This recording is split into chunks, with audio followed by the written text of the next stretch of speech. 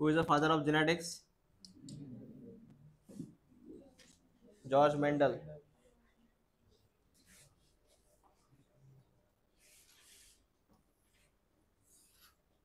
क्या मैं इसको ये बुला सकता हूँ? क्या मैं इसको बुला सकता हूँ? हाँ या ना? हाँ।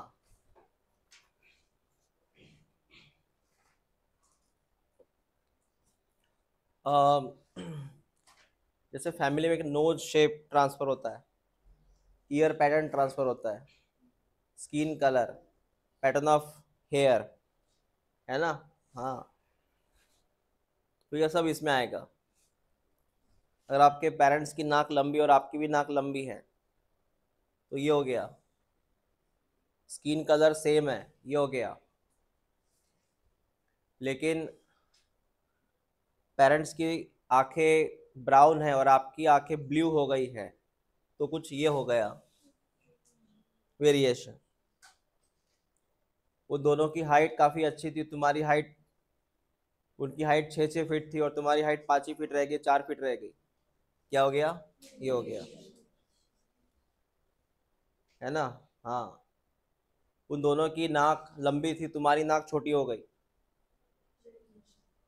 समझ में आया मैंने क्या बोलना है? तो जो कैरेक्टर तुम्हारे पेरेंट्स से नहीं मैच हो रहा है that is called as variation. Got it? एक क्वेश्चन पूछता हूँ, जवाब देना। गुस्सा जेनेटिक है? तुम्हारे पेरेंट्स बहुत गुस्सालू है, आ जाके गुस्सा करते हैं और तुम बड़े शांत स्वभाव के हो। मैंने ये पूछा क्या स्वभाव नेचर ट्रांसफर होता है? हाँ या ना? बहुत गुस्सा करते हो तुम, मैं तुम्हें भी वो गुस्सा आया। Is it possible?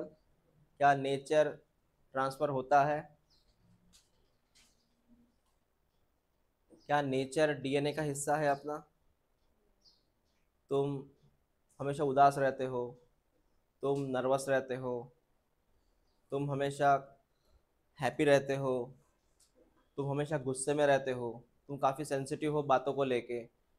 दो बातें बोल दी तुमने, चार बातें बोल देते हो किसी को। वही तुम्हारा भाई कुछ नहीं बोलता, बेचारा खड़ा रहता है ऐसे, और तुम बड़े एग्रेसिव हो। तुम्हारे घर में कुछ ऐसा है क्या, तुम ब्रदर सिस्टर हो, दोनों के नेचर बड़े अलग हैं, वो बार बार गुस्सा करता है और तुम हमेशा शांत रहते हो, ऐसा है क्या? तो इज इट जेनेटिक या एटमॉस्फेयर पे डिपेंड करता है वो? मतलब कंडीशन पे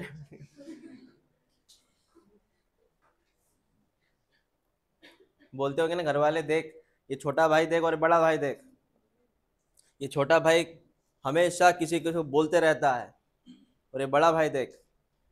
कभी कभी ऐसा देखा तूने कि तेरा नेचर बचपन में बहुत गुस्से वाला था, अभी शांत हो गया? तुमने खुद के स्वभाव में कभी बदलाव देखा है? या बचपन में बहुत शरारती थे तुम, अभी बहुत शांत हो गए, मतलब लगता भी नहीं कि तुम वो शरारती थे? कुछ आके बोलते होंगे ना रिश्तेदार, अरे कितना बदमाश था ये, बहुत शैतान था ये, कितना शांत हो गया। ओके। मेरा सवाल वही था कि ये जेनेटिक है कि नहीं है, कि सिर्फ ये जो कैरेक्टर है इंसान के वही आते हैं, जो नोज शेप हुआ, ईयर पैटर्न हुआ, कि वही ट्रांसफर होते हैं,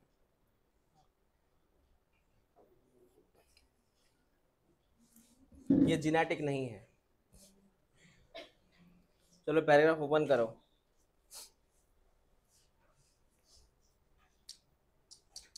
सर, लगभग हम 8,000 या 1,000 बिफोर क्रिस्ट, बीसी का मतलब बिफोर क्रिस्ट, हम ये जानते हैं कि सेक्सुअल रिप्रोडक्शन से वेरिएशन आता है। Human knew from the early as 8,000 1,000 BC that one of the cause of variation was hidden in sexual reproduction. इस रिप्रोडक्शन से क्या होगा? वेरिएशन होगा। क्या होगा? वेरिएशंस। Got it? वेरिएशन जो होता है बेटा, वो होता है ब्रीडिंग से भी हो सकता है, ब्रीडिंग से भी हो सकता है, जो हमें कैरेक्टर चाहिए उससे भी हो सकता है। जैसे एग्जांपल, तूने ब्रीडिंग पढ़ा है ना, प्लांट ब्रीडिंग। तूने 2 गेहूं लिए, कौन से लिए जो तुझे चाहिए थे? एक गेहूं की खासियत क्या है? उसमें बहुत दाने आते हैं। सेकंड गेहूं के क्या खासियत है? बीमारी नहीं आती उसके ऊपर। दोनों गेहूं पता है ना तुझे? अब तूने खुद सिलेक्ट किया ना, तूने खुद सिलेक्ट किया मतलब कौन सा कैरेक्टर है जो तुझे चाहिए, बराबर है? हाँ। तूने डॉग को क्रिएट किया है बाय क्रॉस ब्रीडिंग से। तुझे डॉग का जो हाइट है वो भी अच्छी चाहिए, और डॉग की जो पावर है मेंडिबल की, जबड़े की, वो भी अच्छी चाहिए। तो तूने खुद एक डॉग ऐसे बना लिया, है ना? It's called as desirable character. Okay, तो इतना ये खास नहीं है, बस ये ईयर याद रखो, बाकी भूल जाओ। तुम ये ईयर याद रखो, बाकी भूल जाओ।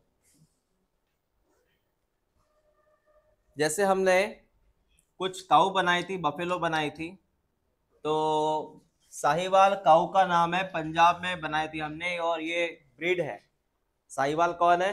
ब्रीड। तुमने कुछ ब्रीड के नाम सुने होंगे, साहिवाल, सिंधी, है ना? बफेलोज के नाम सुने होंगे, जाफराबादी, महिसाना, नागपुरी, सूरती। हाँ।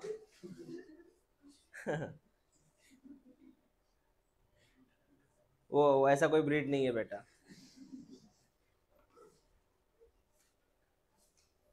तो सर ये इंडियन ब्रीड है सर, और ये बनाई हमने आर्टिफिशियल सिलेक्शन से। जर्सी नाम सुना है तूने? जर्सी ब्रीड है। जर्सी कौन है? मतलब गाय है, भैंस है। हाँ, काऊ है ना जर्सी। हाँ, ब्रीड है वो बेटा।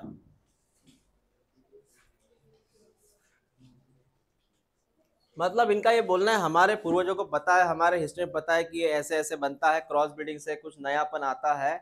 तो उनको ये जानकारी है कि सेक्सुअल रिप्रोडक्शन से वेरिएशन आता है, और ब्रीडिंग वाले टेक्निक से कुछ नया बनता है।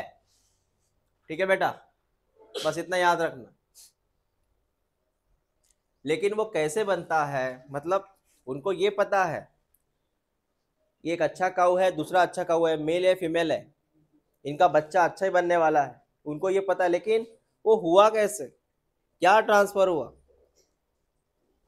उनमें ऐसी क्या चीज है जो ट्रांसफर हो गई, उनको ये नहीं पता। और मैंने क्या बोला?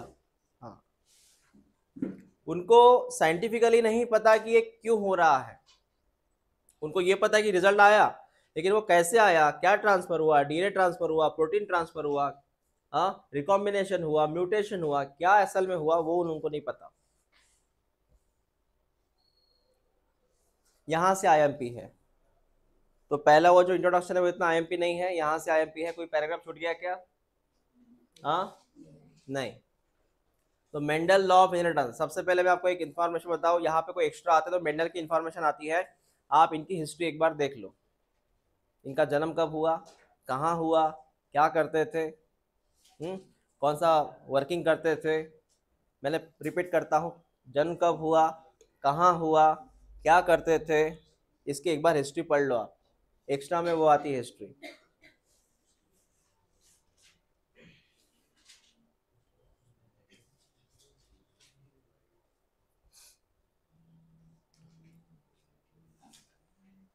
एक्चुअली मेंडल जो थे ना, मेंडल जी एक टीचर थे। मतलब उनके अलग अलग रोल थे। वो टीचर भी थे, चर्च में एक पोस्ट होती है प्रिस्ट करके, ब्रदर एंड प्रिस्ट, प्रिस्ट, तो प्रिस्ट भी थे। मेरे ख्याल से और एक पोस्ट होती है उनको, होली क्रॉस वालों को पता होगा, बिशप कुछ तो भी होता है, बिशप समथिंग। वो व्हाइट कलर का एप्रॉन पहनते हैं ना ऐसे पूरा। हाँ, तो ये प्रिस्ट है, उसको बोलते धर्म गुरु। तो चर्च में जो लोग आते हैं उनको पढ़ाते थे, बच्चों को पढ़ाते थे, उसके बाद चर्च का काम संभालते थे। मैं मेंडल जी की बात कर रहा हूँ, चर्च का वो टीचर भी थे, बच्चों को पढ़ाते थे। उनका सब्जेक्ट था नेचुरल साइंस और स्टैटिस्टिक्स। क्या सब्जेक्ट था? मतलब लोगों को ये लगता था ये बायोलॉजी भी है और मैथ्स भी है इनके माइंड में, बायो भी है मैथ्स भी है, प्लस वो साइंटिस्ट थे। साइंटिस्ट कैसे हुए? साइंटिस्ट ऐसे हुए वो हमेशा खोजते थे कि ये बर्ड ब्लैक है, इसका बच्चा भी ब्लैक बनेगा, इसको पंख है, इसके बच्चे को भी पंख आएगा, मतलब कोई उन्होंने मैंगो ट्री लगाया उसको मैंगो ही आएंगे। ऐसा क्यों?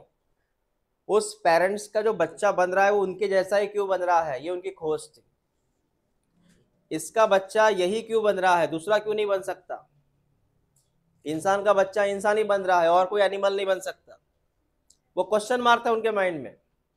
इसलिए उन्होंने उनके चर्च के पीछे एक छोटी जगह थी, एक प्लॉट जैसा, तो वहां पे उन्होंने एक्सपेरिमेंट स्टार्ट किया कि ऐसा क्यों।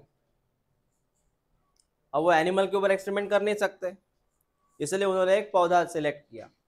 पौधे में भी सिर्फ पी सिलेक्ट किया। क्या सिलेक्ट किया? पी, क्योंकि उसके भी फायदे हैं। पी क्यों सिलेक्ट किया उन्होंने?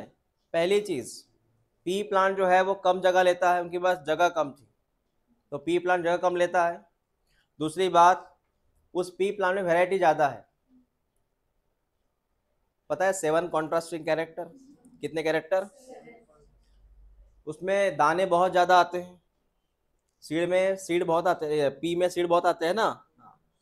और ये 12 महीने चलता है उधर, क्योंकि ये बात है ऑस्ट्रिया की, और ऑस्ट्रिया में हमेशा ठंड रहती है। तो तुझे पता है ये वाटाना कब आता है? कब आता है पी? ठंडी में आता है। अपने यहाँ भी कब आता है? ठंडी में आता है। तो ये 12 महीने का प्रोडक्ट है, और इसकी लाइफ साइकिल 4 महीने की है। कितने महीने की है? 4 महीने, मतलब लगाने से उसको निकालने तक 4 महीने की लाइफ साइकिल है। मतलब साल में कितनी बार ले सकता है वो क्रॉप? 4 महीने की साइकिल है, साल में कितने बार ले सकता है? तो उसको रिजल्ट जल्दी मिलेगा, इसलिए पी को सिलेक्ट किया गया। और पी का जो फ्लावर है बायसेक्चुअल है। कैसा है? तो ये कुछ कारण थे। उन्होंने लगभग एक्सपेरिमेंट जो किया 1856 से लेके 1863 तक एक्सपेरिमेंट किया। एक्सपेरिमेंट कब किया उन्होंने? ये लाइन टिक करना बेटा। 1856 से लेके 1863 तक एक्सपेरिमेंट किया उन्होंने। ये लाइन आईएमपी है। लगभग कितने ईयर्स एक्सपेरिमेंट हुआ वो? 7 ईयर्स। पी प्लांट के ऊपर एक्सपेरिमेंट किया गया था उन्होंने 7 साल। उसके बाद उन्होंने ईयर्स में एक्सपेरिमेंट किया, एक्सपेरिमेंट के रिजल्ट निकले। उनका ये कंसेप्ट था, अब मैं बताऊंगा रिजल्ट क्यों सक्सेस हुआ उनका। क्योंकि वो हर जो भी नोटिस करते थे वो लिखते थे, नोटिस करते थे लिखते थे। हाँ ये रिजल्ट मिला F1 में लिखो, ये रिजल्ट मिला F2 में लिखो। और वो भी लिखते कैसे थे? वो स्टैट के फॉर्म में लिखते थे। ये स्टैट क्या होता है? वो रेशो बनाते थे हमेशा, फिनोटाइपिक रेशो, जीनोटाइपिक रेशो, बराबर ना। फिनोटाइप का रेशो जैसे 1:2, 2:1, 1:3, 9:3, 3:1। समझ में आया? ये क्या है? ये रेशो है। ये कैसे आया? स्टैटिस्टिक्स से आया। तो वो रिकॉर्ड रखते थे, रिकॉर्ड। 7 साल उन्होंने एक्सपेरिमेंट किया, रिकॉर्ड भी रखा, और फाइनली एक किताब लिखी उन्होंने, एक किताब लिखी उसके ऊपर। ओके, जब किताब लिखी, वो किताब पब्लिश की उन्होंने, पब्लिश किया, पेपर पब्लिश बोलते हैं उसको। लेकिन उन्होंने पब्लिश तो किया, लेकिन उस चीज को किसी ने देखा नहीं। ना डार्विन जी ने देखा उस चीज को, ना बाकी लोगों ने देखा। कि पहली चीज, डार्विन अपने काम में बिजी थे, ये आइलैंड पे जाओ, वो आइलैंड पे जाओ, हाँ फिंचेस देखो, नेचुरल सिलेक्शन बताओ, वो वहीं खुश थे अपनी दुनिया में। मैंने बोला भी था, एक तो उन्होंने इग्नोर किया होगा डार्विन का वर्क, या फिर देखा ही नहीं होगा, मतलब देख के छोड़ दिया होगा, है ना, ऐसा कुछ हुआ था। दूसरी बात, इन कैलकुलेशन इतने खतरनाक थे, बायोलॉजी वाले को मैथ समझता नहीं, पहली चीज, है ना। बायो को क्या नहीं समझता? मैथ्स। और मैथ्स वाले को बायो समझता नहीं, मतलब स्टैटिस्टिक वाले को बायो समझेगा नहीं, बायो वाले को स्टैट समझेगा नहीं, और ये दोनों थे। तो जिन्होंने पेपर देखा, उस बॉडी में जितने भी लोग थे, ऑर्गेनाइजर्स या मैनेजमेंट बॉडी में, उनको नहीं समझ में आ रहा था ये क्या हो रहा है, क्योंकि उसमें स्टैट भी था, बायो भी था, तो दे कंफ्यूज थे एक्चुअली। इसलिए जब आप कंफ्यूज रहते हो तो आप फिर एक्सपेरिमेंट को देखते नहीं हो। समझ में आया मैंने क्या बोला? इस मेंडल की कोई गलती नहीं है, मेंडल अपनी जगह सही थे, जो परखने वाला जो लोग थे, परखने वाले लोग वो गलत थे, उनको समझ में नहीं आती ये क्या है। फिर मेंडल ने एक्सपेरिमेंट करना छोड़ दिया, उनको लगा मैंने इतना सारा मेहनत किया, पेपर पब्लिश किया, कोई देख नहीं रहा है ना, तो उन्हें छोड़ दिया, उन्होंने वो वर्क ही छोड़ दिया। ऐसे ही उनके वर्क को देखा नहीं गया, उनकी डेथ हो गई बाद में। उनके डेथ के बाद 12 साल बाद उन्होंने जो एक्सपेरिमेंट किया वो केस रीओपन किया गया। उस साइंटिस्ट का नाम था ह्यूगो डी वेराइज, पता है ना। उन्होंने मेंडल केस रीओपन की उनके डेथ के 12 साल बाद। कभी कभी जीवन में ऐसा भी होता है। ओके, ठीक है, बुरा हुआ। बस इसमें इतना याद रखना बेटा, बाकी भूल जाओ।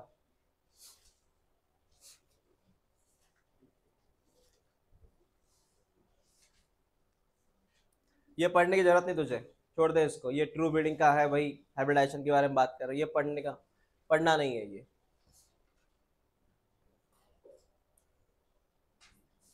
ये आईएमपी करो। मेंडल ने क्या क्या कौन कौन से पी प्लांट सिलेक्ट किया जिनके 7 कॉन्ट्रास्टिंग कैरेक्टर है और ट्रेट लगभग 14 है। ट्रेट कितने हैं? How many character, how many traits? Character trait में फर्क पता है ना। अगर मैंने बोला हाइट, कौन हुआ? कैरेक्टर। टॉल और डॉर्फ, ट्रेट। एक बार पढ़ लो इसको, ये आते एग्जाम में।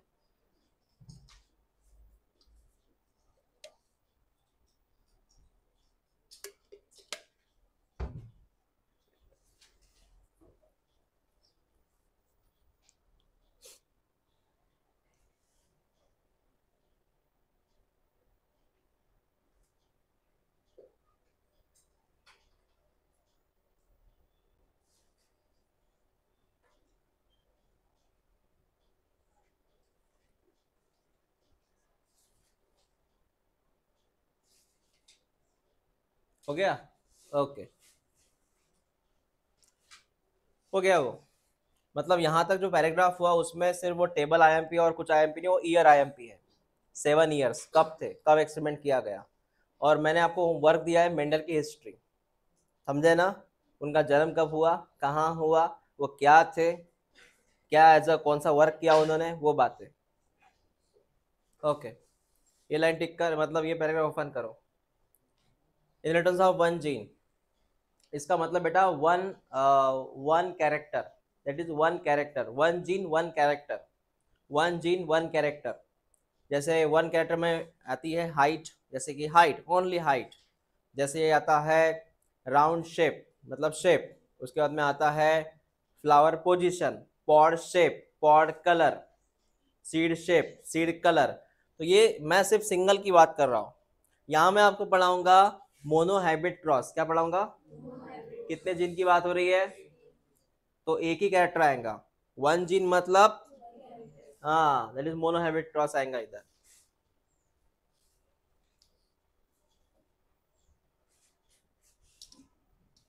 ये मैं डायरेक्ट पढ़ा सकता वैसे आपको, लेकिन ठीक है, कुछ चीजें ऐसी है, देख लेते हैं।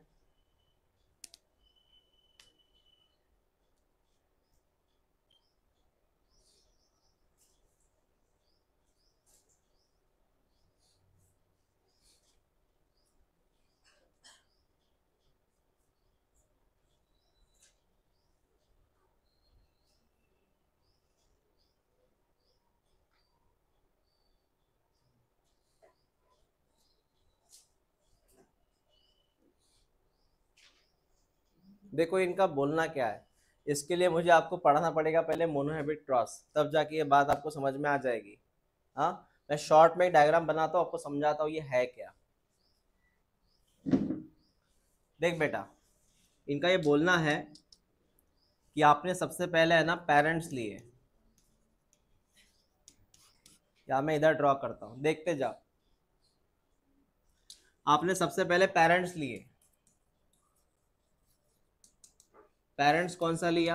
Toll versus dwarf. इसमें एक मेल है और एक फीमेल है।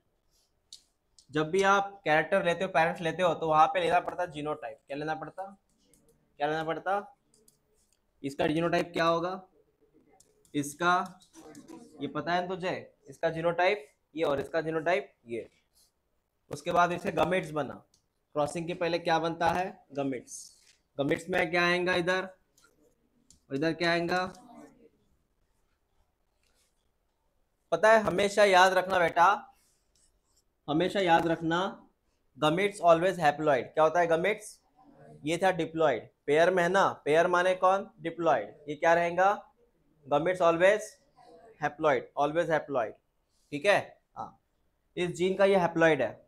उसके बाद में F1 क्रॉसिंग बनाते हैं। बोल, इनका क्रॉसिंग हुआ, क्या होगा? Capital T small T. मतलब ये बन गया सर सीड।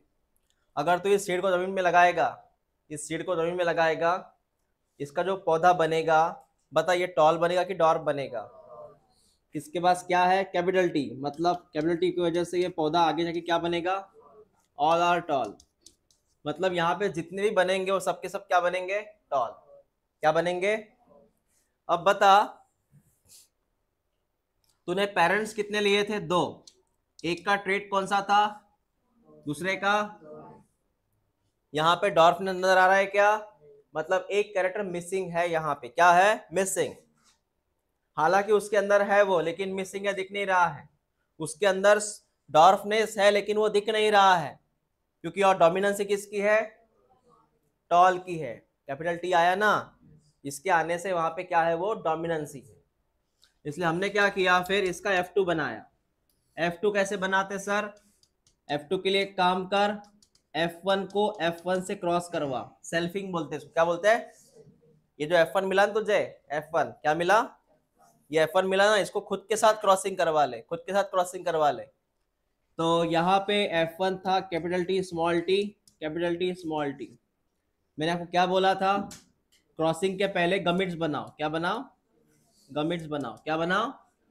इसके 2 गमिट बनेंगे, कैपिटल टी और इसके भी 2 गमिट बनेंगे, कैपिटल टी और। पता है ना गमिट्स कैसे बने? डिप्लॉइड से क्या बना? डिप्लॉइड से क्या बना? अब कुछ नहीं, चेकर बोर्ड से इसका तू क्रॉसिंग करवा सकता है। बता फिर इधर कौन आएगा? Capital T. इधर हो गया ना, इधर एक, इधर भी सेम केस, कैपिटल टी। हाँ, क्या आएगा? Capital T, capital T, small T, small T. अब यहां से कुछ रिजल्ट बता दे। बता, कितने बच्चे मिले यहाँ? 4। रेशो 4 याद रखना। 4 में से चारों टॉल है क्या? चारों टॉल है क्या? कितने टॉल है? 1 2 3 टॉल है, और एक, मतलब यहाँ F2 में तुझे कौन नजर आ रहा है? नजर आ रहा है ना, वही तो लाइन उन्होंने बोली है, वही तो लाइन उन्होंने यहाँ पे हमसे बोली है। In F2 generation some of the offspring were dwarf. मतलब डॉर्फ कब दिखाई देगा? F2 में। कब दिखाई देगा? F2 में। और ये रेशो उन्होंने ऐसा बोला, ये रेशो की बात कर रहे हैं बेटा, ये रेशो की बात कर रहे हैं सर। कैसे? सिंपल सी बात है बेटा, डी फॉर डॉर्फ। 4 में से कितने डॉर्फ है? 4 में से कितने डॉर्फ है? और टॉल, 4 में से कितने टॉल है? ऐसी बात कर रहे हो। 4 में से कितने डॉर्फ है? बताओ टेबल से, एक ही डॉर्फ है। 4 में से कितने टॉल है? समझा रेशो कैसे आया? ये रेशो कैसे आया? 4 में से 1 डॉर्फ है और 4 में से 3 टॉल है। ये लाइन याद रखना। डॉर्फ कितने हैं? 1। टॉल कितने हैं? सॉरी, टॉल कितने हैं? 3। हाँ सर, ये क्लियर हुआ। उसके बाद बात कर रहे हैं वो, देखो क्या बात कर रहे हैं, ये समझा तुझे इतना क्या बोला मैंने? तो ये 3 टॉल है और एक डॉर्फ है। यहां उन्होंने एक ऐसी बात कही है, एक तो बच्चा टॉल मिलेगा, एक तो बच्चा टॉल मिलेगा, या फिर बच्चा डॉर्फ मिलेगा। बीच में नहीं आया वो, बीच में जो टॉल भी नहीं है डॉर्फ भी नहीं है, ऐसा कुछ नहीं है। एक तो वो टॉल मिलेगा पेरेंट जैसा, या डॉर्फ मिलेगा पेरेंट जैसा, ऐसे बीच में नहीं बनेगा। टॉल का मतलब 6 फीट, डॉर्फ का मतलब 4 फीट, ऐसे 5 फीट का नहीं बना वो। 5 फीट का नहीं बना, इसलिए उन्होंने यहाँ पे एक चीज हमसे बोली है, ब्लेंडिंग। क्या बोला है? Blending. Blending did not show blending. तो इसका मीनिंग समझाओ बेटा। इसका मीनिंग होता है कि the tall and dwarf trait were identical to their parents type and did not show blending. एक तो बच्चा टॉल बनेगा या फिर डॉर्फ बनेगा, अपने पेरेंट जैसा बनेगा, ऐसे बीच में कोई कैरेक्टर नहीं लाएगा। That is called as blending. समझा मैंने क्या बोला? जैसे यहाँ पे एग्जांपल है, red colour cloth with white colour, red colour cloth with, एक तो बच्चा रेड कलर का मिलेगा या बच्चा पिंक कलर का नहीं मिलेगा, पिंक कलर का नहीं मिलेगा। पिंक कलर कौन हुआ? ब्लेंडिंग जैसा। समझा मैंने? ब्लेंडिंग माने मिक्सिंग, ब्लेंडिंग का मतलब क्या है? मिक्सिंग। क्लियर हुआ? ओके, तो ठीक है, ऐसी बात है। ये किताब में लिखा है ना, मोनोहेमिक क्रॉस? हाँ, कहाँ लिखा है? ठीक है, फिर ये ड्रॉ करने की जरूरत नहीं तुझे इतने।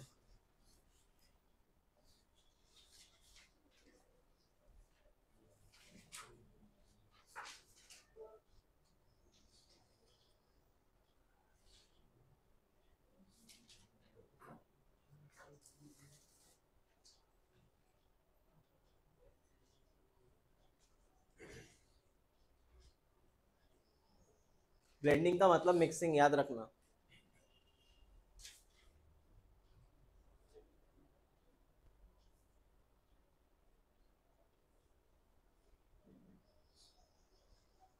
अब ये पैराग्राफ देख ले।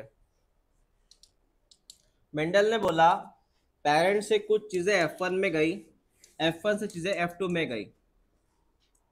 अब मेंडल ने बोला ब्लेंडिंग तो हुआ नहीं, पेरेंट्स टॉल था, बच्चे भी टॉल हो गए, पेरेंट्स ड्रॉप था, बच्चे भी ड्रॉप हो गए। तो ऐसे कुछ मिक्सिंग तो हुआ नहीं, कुछ और कैरेक्टर आया नहीं, मतलब टॉल और डार्फ के अलावा और कोई कैरेक्टर आया नहीं, मतलब डिड नॉट शो ब्लेंडिंग।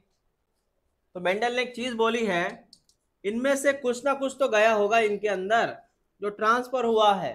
उस ट्रांसफर को उन्होंने क्या नाम दिया था? फैक्टर्स। क्या नाम दिया? हाँ, याद रखो बेटा। he called he called these things is called as factors। कुछ तो भी गया है, और बेटा इसी फैक्टर को आज हम की तारीख में जीन्स बोलते हैं। क्या बोलते हैं? मतलब पेरेंट्स से बच्चे में, पहले संतान में क्या गया? फैक्टर। पहले संतान से इसमें क्या गया? फैक्टर। जनरेशन 1, जनरेशन 2, और इस फैक्टर को आज के तारीख में क्या बोलेंगे अपन? जीन्स। ओके ओके, तो ये लाइन टेक कर। Genes therefore are called unit of inheritance, unit of inheritance, unit of inheritance। Gene का मेन काम क्या है? जीन का मेन काम होता है कैरेक्टर ट्रांसफर करना। जीन का मेन काम क्या है? कैरेक्टर ट्रांसफर करना, कैरेक्टर ट्रांसफर करना। तुझे पता है जीन के पास इंफॉर्मेशन छिपी रहती है, और जैसे मैं आपको एक समझाऊं, सिंपल सी बात है।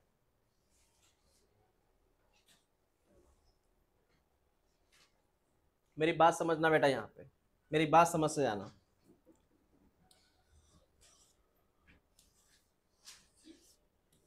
ये डीएनए है, ये डीएनए है, और डीएनए का तूने एक नाम सुना है, what is gene? A segment of DNA. What is gene? ये सेगमेंट ऑफ, ये पीले कलर का कौन है? Gene. A segment of is called as gene. ये जीन तुझे पता है खुद को एक्सप्रेस करता है, मॉलिक्यूलर बायोलॉजी पढ़ा है तूने। क्या पढ़ा है? Molecular biology. खुद को क्या करेगा? एक्सप्रेस, ट्रांसक्रिप्शन और ट्रांसलेशन, उससे वो क्या बनाएगा? प्रोटीन।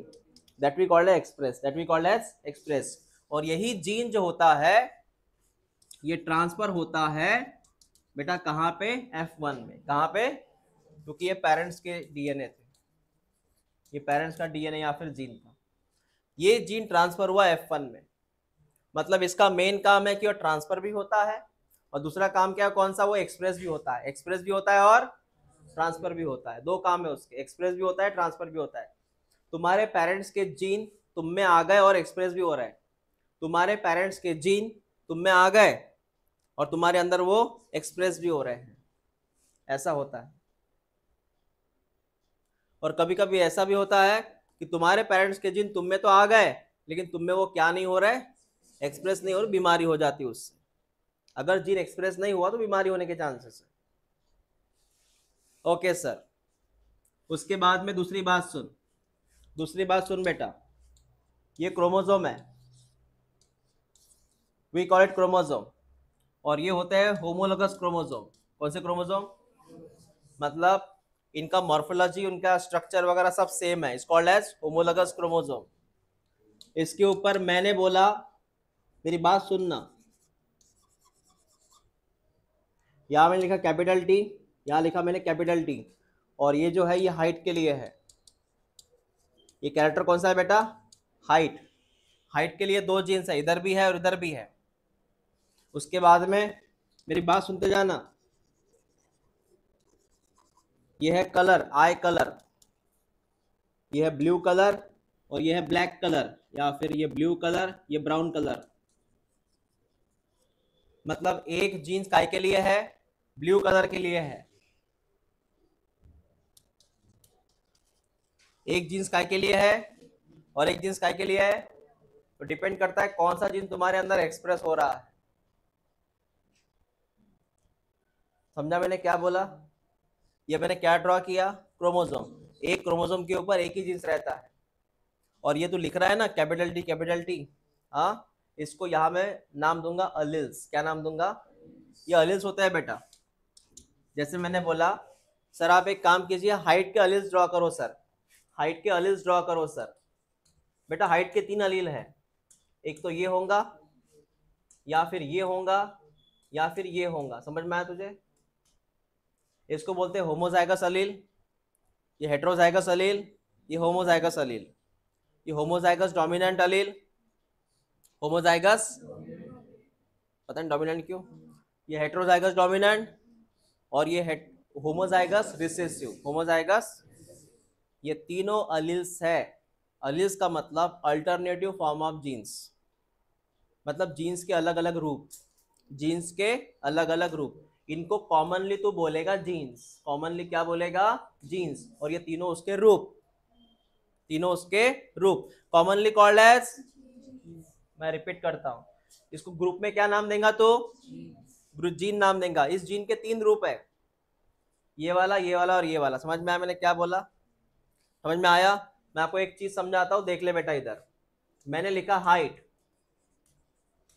हाइट का खुद का एक जीन है, हाइट का जीन है, और इस जीन के तीन रूप है, एक तो ये होगा, ये होगा, या ये होगा। तो हाइट का एक जीन, कितने रूप इसके? तीन। ये तीनों को तो क्या नाम देगा? अलिल्स। तो what is allele? Alternative form of genes, या form of genes, form of genes. समझ में आया? Form of genes, form of genes, that is called as alleles. और वैसे मैंने ड्रॉ किया था, याद रखना, तो ये क्रोमोसोम है, ये क्रोमोसोम है, होमोलोगस क्रोमोसोम। इसके ऊपर ये ऐसे पाए जाते हैं, कैपिटल टी कैपिटल टी। या दूसरा रूप कौन सा है सर? दूसरा ऐसा होगा बेटा, स्मॉल टी स्मॉल टी। या तीसरा रूप क्या है सर? तीसरा भी ऐसा ही है बेटा, एक तो कैपिटल टी या फिर स्मॉल टी। तुम्हारे अंदर इसमें से एक पेयर है, तीनों पेयर पॉसिबल नहीं है। तुम्हारे अंदर कोई एक पेयर, एक तो ये पेयर होगी तुम्हारे अंदर, तुम्हारे अंदर होमोलोगस क्रोमोसोम है ना बेटा, पेयर ऑफ क्रोमोसोम। एक तो ये होंगी, या ये होंगी, या ये होंगी। समझ में आया? हम अगर डॉर्फ है, अगर हम डॉर्फ है तो कंपलसरी कौन सी पेयर होंगी? फिर टॉल के दो कैरेक्टर आते हैं, तो अगर टॉल है तो उसके दो पर्पस होंगे या दो रीजन होंगे, एक तो ये होगा या फिर ये होगा। एक तो होमो की वजह से टॉल है तू, या फिर, समझा मैंने क्या नाम दिया, क्या बोला? तो ओके।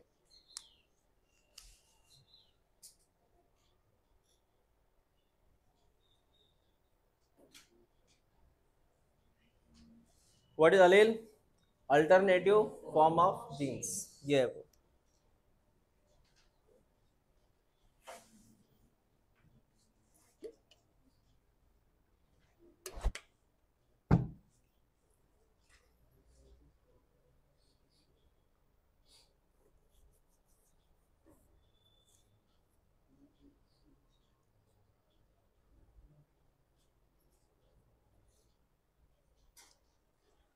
हो गया?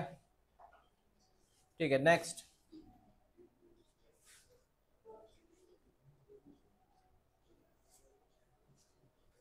ये डायग्राम पढ़ लेना बेटा।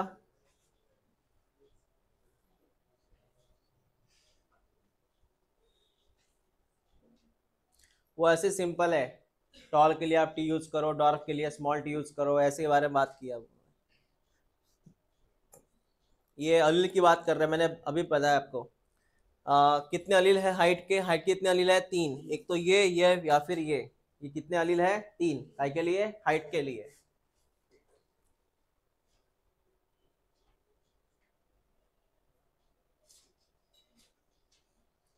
ये सब ऐसे ही है। फिर वो कैपिटल टी आया तो टॉल होगा, स्मॉल टी आया तो डॉर्फ होगा।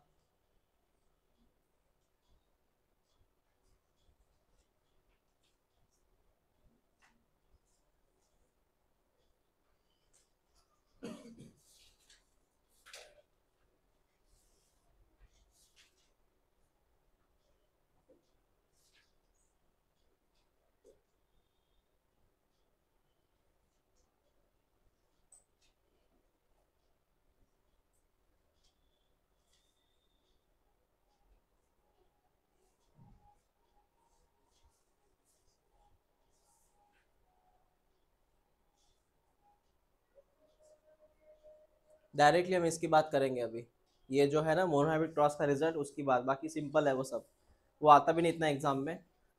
इसका जो रिजल्ट है वो आता है एग्जाम में। इसका रिजल्ट जो है ना बेटा वो आएगा एग्जाम में, ये वाला। इसको पढ़ते एक बार, ये क्या है सर, ये कैसा कंसेप्ट है सर।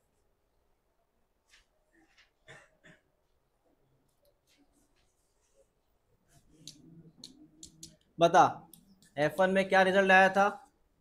All are tall. बेटा F1 में क्या आया था? तो ये कोई प्रॉब्लम ही नहीं है। F2 की बात करते हैं। F2 में क्या रिजल्ट है एक बार बता। ये आया था, ये आया था, ये आया था और ये आया था। हाँ सर, ये कितना आया था? ठीक है। अब बता, अगर मैं इसको बोलूँ फिनोटाइप, फिनोटाइप का मतलब कितने टॉल है कितने डॉर्फ है। कितने टॉल है कितने डॉर्फ है? ये हुआ टॉल, ये हुआ डॉर्फ। 3:1। इतना है टॉल, इतना है डॉर्फ। अब बता जीनोटाइप क्या है। जीनोटाइप का मतलब है कितने, जीनोटाइप कितने बार आया? टी कितने बार आया? एक बार। कैपिटल टी स्मॉल टी 2 बार। स्मॉल टी एक बार। ऐसा ही है ना? स्मॉल टी कितने बार आया? एक बार। ये रेशो है इनका। हमें हमें इस रेशो को यहां से पढ़ना है अभी।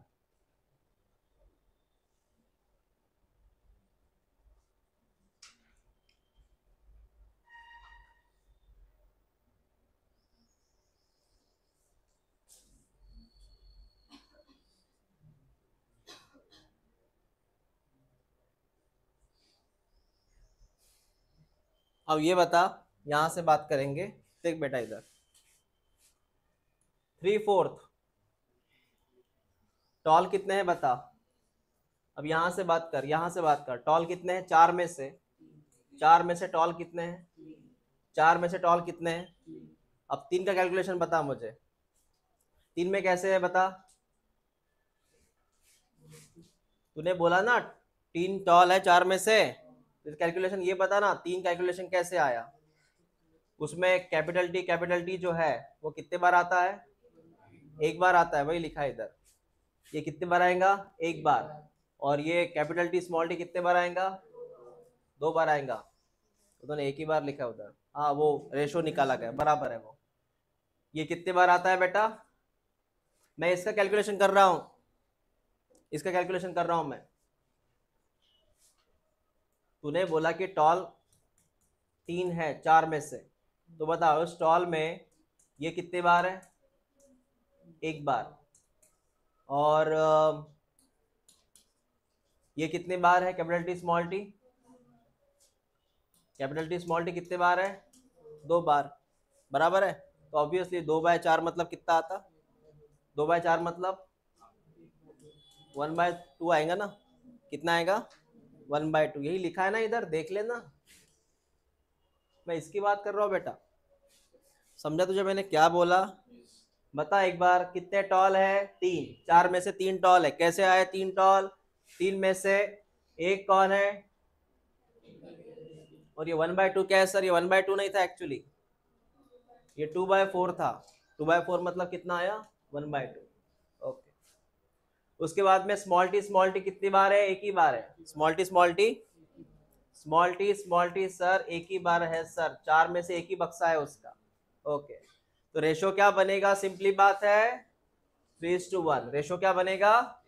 3:1। और डिनोमिनेटर के रेशो क्या बनेगा? अब ये बता, तुझे ये समझ में आया क्या? यहां से यहां तक समझ में आया क्या?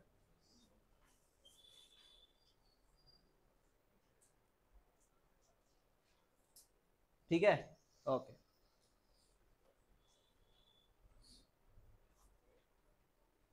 Okay sir.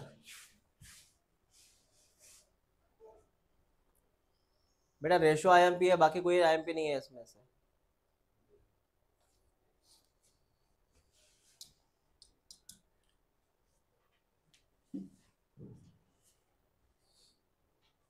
तो सर इसका रेशो क्या बनेगा जीनोटाइप का?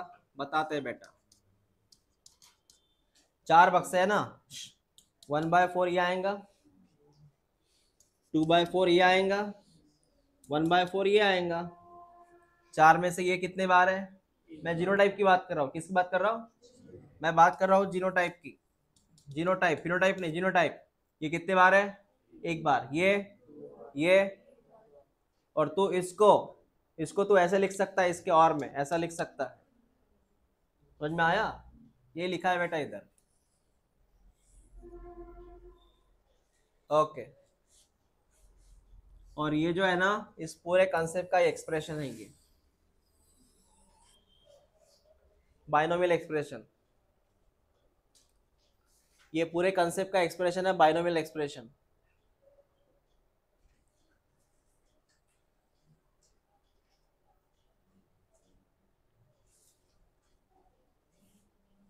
तो कहने का मतलब ये है, जब भी हम मोनोहाइब्रिड क्रॉस करेंगे उसका जो रेशियो आता है वो रेशियो हमें आईएमपी लिखना है, आईएमपी करना है कौन कितने बार आया है। ठीक है, रेशियो के फॉर्म में आंसर आएगा आपको।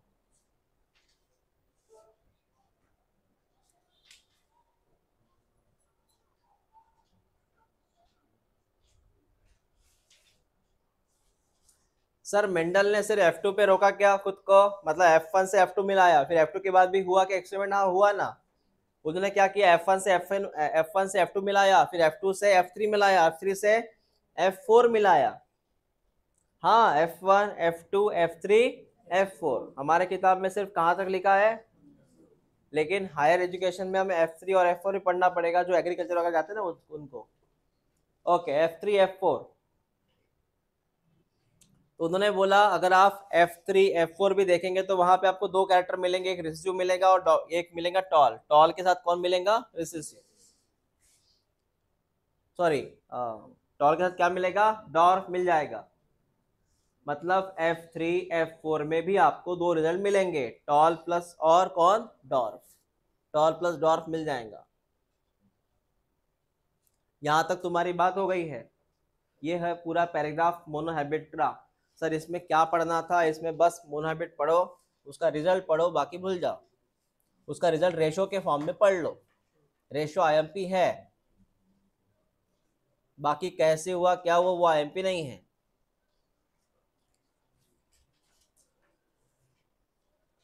उसके बाद वाला फॉर्मेट आता है टेस्ट क्रॉस का। टेस्ट क्रॉस का ये देख लो, एक लाइन है यहाँ पे टेस्ट क्रॉस की। इसके लिए डायग्राम पढ़ते बेटा। ये डायग्राम है टेस्ट क्रॉस की। अब मेरी बात सुन, मैं आपको सिंपली बात कहूंगा टेस्ट क्रॉस क्या होता है। टेस्ट क्रॉस क्या होता है बेटा, सुन ले।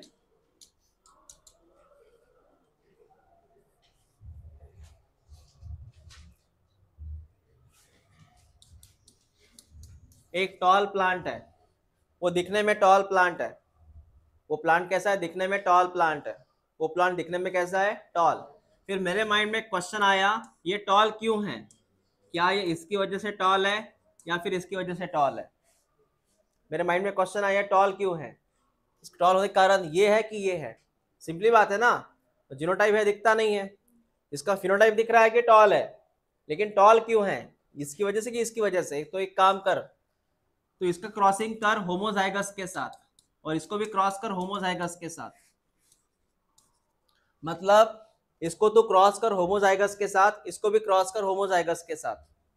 अगर यहां पर F2 कौन बेटा, F2 या फिर जो भी बच्चे मिलेंगे, अगर वो मिलेंगे all are tall, all are tall, all are, इसका मतलब तूने ये जो लिया था ये टोटल होमोजाइगस है। ये क्या है, होमोजाइगस, ये होमोजाइगस है। क्योंकि ये रिजल्ट के बाद पता चलेगा कि तूने ये जो लिया था ये क्वेश्चन मार्क ये होमोजाइगस है। इसलिए सारे बच्चे कैसे बने, टॉल बने। यहाँ पे देख, अगर तुझे लगा कि 50% बच्चे टॉल बने और 50% बच्चे कैसे बने, डॉर्फ, इसका मतलब तूने जो यहाँ कैरेक्टर लिया था ये कैसा है, हेट्रोजाइगस। क्या है, फिलहाल तो मैं लिख रहा हूं लेकिन मुझे पता नहीं है, उस वक्त साइंटिस्ट को पता नहीं था। तो मैं सिंपल सी बात बोलता हूँ बेटा, ध्यान दे इधर, एक टॉल पौधा है, एक टॉल पौधा है, क्रॉसिंग करना पड़ता डॉर्फ के साथ, क्रॉसिंग करना पड़ता डॉर्फ के साथ। तो यहाँ पे दो प्रकार के रिजल्ट मिलते हैं। मेरी बात सुनना, मेरी बात सुनना, क्रॉसिंग किया तूने, तुझे पता है कि टॉल कौन है ये, इसके दो कारण हैं टॉल के, एक तो कैपिटल टी या फिर कैपिटल टी स्मॉल टी। अगर इनके क्रॉसिंग के बाद सारे के सारे बच्चे ऑल आर टॉल मिले, ऑल आर, इसका मतलब ये वाला टॉल जो है वो कौन सा होगा, समझा। लेकिन अगर ऐसा रिजल्ट मिला कि 50% बच्चे, 50% बच्चे क्या मिले, टॉल, और 50% क्या मिले, इसका मतलब ये टॉल काय के लिए होता है, समझा मैंने क्या लिखा इधर, ये डिपेंड करता है रिजल्ट पे। लेकिन चीज याद रख, ये जो है पेरेंट, ये एक, इसको एक्चुअली हम नाम देंगे यहाँ पे, ये जो भी है इसको F1 बोलते हैं, F1 है ये, F1, ये F1 है। क्रॉस करना पड़ता हमेशा डॉर्फ के साथ, मतलब क्रॉस करना पड़ता ऑलवेज रिसेसिव के साथ। किसके साथ, रिसेसिव। तूने इसका क्रॉसिंग किया रिसेसिव के साथ, अगर सभी बच्चे टॉल मिले तो इसका मतलब इसका जीनोटाइप क्या था, समझा। और इसका क्रॉस किया 50% टॉल 50% डॉर्फ मिला, तो इसका रिजल्ट क्या होगा, ये टॉल कौन था, हेट्रोजाइगस। हम प्रूफ करके दिखाते इसको अभी कैसे हुआ ये, देख प्रूफ करते बेटा। मैंने बोला टॉल, अगर ये टॉल ऐसा है, ये बंदा अगर ऐसा है तो क्या होगा, खुद देख ले। तो यहाँ पे कंपलसरी दूसरा तुझे लेना पड़ेगा रिसेसिव, वो ऐसा होता है, रिसेसिव हमेशा ऐसे होता है ना। हाँ, तूने ये लिया टीटी, टीटी कैसे लिया पता है ना, टॉल का टीटी, बता फिर क्या होगा। आपको लगता all are tall, all are, इसका मतलब ये जो टॉलनेस है वो एग्जैक्टली किसकी वजह से है, होमो की वजह से, बराबर है। दूसरा कैरेक्टर इधर ले, तूने टॉल लिया, टॉल क्यों है सर, टॉल इसकी वजह से हो सकता है, इसकी वजह से, प्रूफ करके दिखाओ। इसमें क्या होगा, ये तूने का रिसेसिव कंपल्सरी लेना पड़ेगा, और ये तूने ऐसा लिया, अब बता क्या बनेगा, दिख रहा है ना कुछ, 50% टॉल 50%, अगर ऐसा रिजल्ट आया इसका मतलब ये टॉल किसकी वजह से था, हेट्रो की वजह से था। अब सेम कंसेप्ट वहां पे डायग्राम में एक बार पढ़ लो तुम, वो फ्लावर कलर दिया है वहां पे, वो फ्लावर वायलेट क्यों है, वायलेट है तो वायलेट क्यों है, डब्ल्यू से वायलेट है या कैपिटल डब्ल्यू स्मॉल डब्ल्यू से वायलेट है, सेम है बेटा।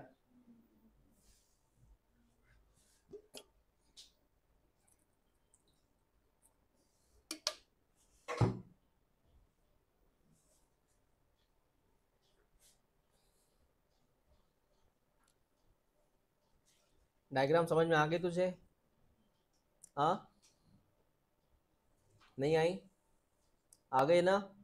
अगर सारे के सारे वायलेट कलर के फ्लावर मिल रहे हैं, इसका मतलब वो जो तूने शुरू में लिया था वो कौन सा कंडीशन था, होमोजाइगस था, डोमिनेंट। और अगर 50% बच्चे वायलेट आ रहे और 50% व्हाइट आ रहे, इसका मतलब वो कौन सा कंडीशन था, हेट्रोजाइगस डोमिनेंट। ओके, तो एक बात सुन, टेस्ट क्रॉस क्या होता है, टेस्ट क्रॉस का मीनिंग लिख लें, F1 cross with recessive parents, that is test cross. इसी का दुश्मन आता है, इसी का दोस्त, मतलब सॉरी, इसी का अपोजिट होता है बैक क्रॉस। बैक क्रॉस का मतलब होता है F1 cross with either recessive या फिर डोमिनेंट।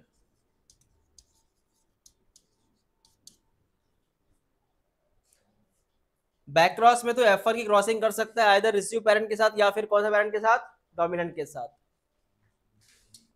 रिसीव का मतलब है कंपलसरी ये वाला बंदा, और इसमें ये या फिर ये। तो टेस्ट क्रॉस में हम F1 का क्रॉस करवाते हैं कंपलसरी किसके साथ, with recessive parents, but in back cross F1 cross with या फिर डोमिनेंट।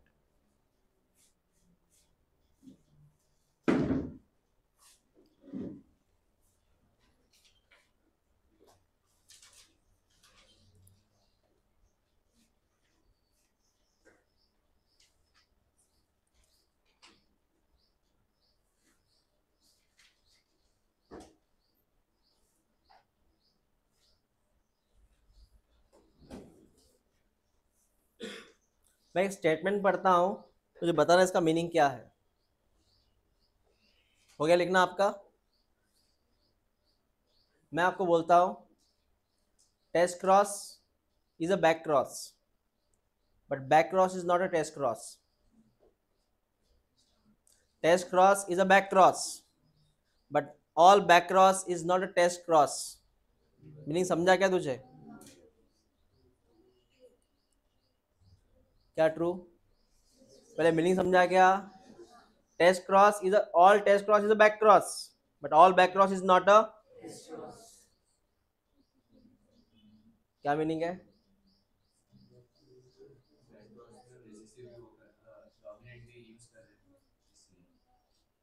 समझ में आया ना स्टेटमेंट क्या है? ओके, ये टेस्ट क्रॉस के बाद वाला पैराग्राफ क्या है? Next topic. हाँ हाँ, वो लॉ ऑफ डोमिनेंस हम कल से पढ़ेंगे। आज 11 बजे तुम्हारी टेस्ट है, जिसको भी टेस्ट देनी है दे सकता है वो।